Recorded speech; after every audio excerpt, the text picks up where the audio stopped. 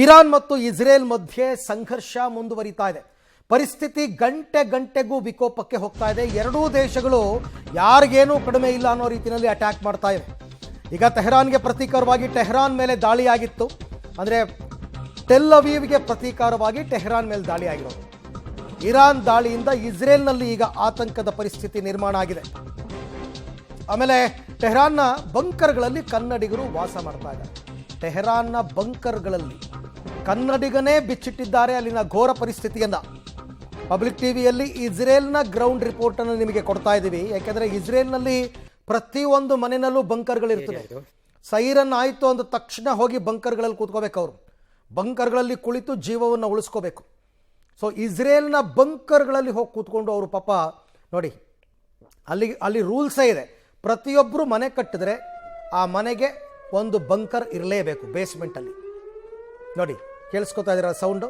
ಇದೇ ರೀತಿ ನೋಡಿ.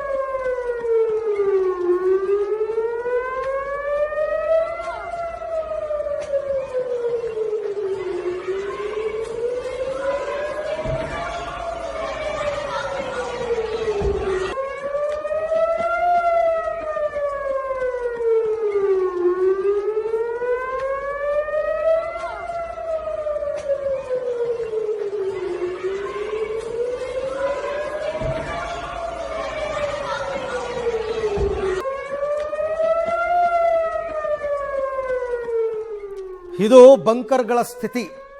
ಗೊತ್ತಿಲ್ಲ ಯಾವ ಕ್ಷಣದಲ್ಲಿ ಯಾವಾಗ ಸೈರನ್ ಬರುತ್ತೆ ಅಂತ ಗೊತ್ತಿರಲ್ಲ. ಅವ್ರವ್ರ ಕೆಲಸಕ್ಕೆ ಅವ್ರು ಹೋಗಿರ್ತಾರೆ ಹೊರಗಡೆ, ಶಾಪಿಂಗು, ಕಾಲೇಜು ಅಥವಾ ವರ್ಕ್ ಮೇಲೆಲ್ಲ. ರೋಡಲ್ಲಿ ಓಡಾಡೋಂಗಿಲ್ಲ ಈ ಥರ ಸೈರನ್ ಬಂದ ತಕ್ಷಣ. ನಿಮಗೆ ನಿಯರ್ ಬೈ ಯಾವುದೇ ಬಂಕರ್ ಇರಲಿ, ನಿಮ್ಮ ಮನೆಗೆ ಹೋಗಬೇಕು ಅಂತೇನಿಲ್ಲ, ನಿಯರ್ ಬೈ ಬಂಕರ್ಗಳಿಗೆ ಹೋಗಿ ನಿಮ್ಮ ಪ್ರಾಣವನ್ನು ಉಳಿಸ್ಕೋಬೇಕು. ಯಾಕೆಂದರೆ ಕ್ಷಿಪಣಿ ದಾಳಿಗಳು ನಡೀತಾ ಇರುತ್ತವೆ, ಡ್ರೋನ್ ದಾಳಿಗಳು ನಡೀತಾ ಇರ್ತವೆ. ಅದನ್ನು ಅಲ್ಲಿನ ಇದು ಏರ್ ಡಿಫೆನ್ಸ್ ಸಿಸ್ಟಮ್ ಹೊಡೆದಾಗುತ್ತಿಲ್ಲ ಅಂತಲ್ಲ, ಆದರೆ ನಿಮ್ಮ ಜೀವ ನಿಮ್ಮ ಕೈಯಲ್ಲಿ. ಮುಂಜಾಗ್ರತಾ ಕ್ರಮವಾಗಿ ಇಂಥ ಕಡೆ ಹೋಗಿ ನೀವು ಉಳಿಲೇಬೇಕು, ಬದುಕಲೇಬೇಕು. ಇಲ್ಲಾಂದರೆ ಹೆಚ್ಚು ಕಡಿಮೆ ಏನು ಬೇಕಾದರೂ ಆಗ್ಬೋದು. ಇಸ್ರೇಲ್ನ ಬಂಕರ್ಗಳನ್ನ ನೋಡ್ತಾ ಇದ್ದೀರಾ, ಮನೆಯ ಕೆಳಭಾಗದಲ್ಲಿ ಇದನ್ನು ಕಟ್ಟಿರ್ತಾರೆ, ಅಥವಾ ಆಫೀಸ್ ಕೆಳಭಾಗದಲ್ಲಿ, ಮನೆ ಕೆಳಭಾಗದಲ್ಲಿ, ಎಲ್ಲ ಕಡೆಯಲ್ಲೂ ಇದೇ ರೀತಿ ಇರುತ್ತೆ ಪರಿಸ್ಥಿತಿ.